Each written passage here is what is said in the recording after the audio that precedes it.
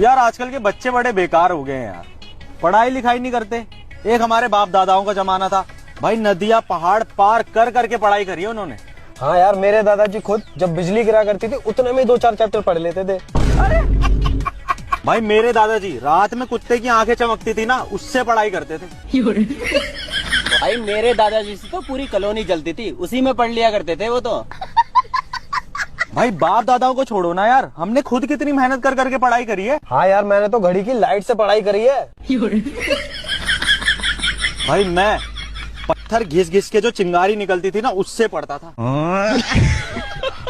भाई मेरे घर में तो जो रिमोट था ना, उसमें लाइट जो जलती थी, उससे पढ़ाई करता था मैं।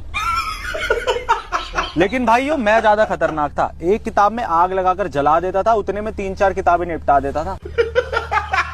लेकिन भाई एक गलती कर दी तुमने। क्या गलती कर दी?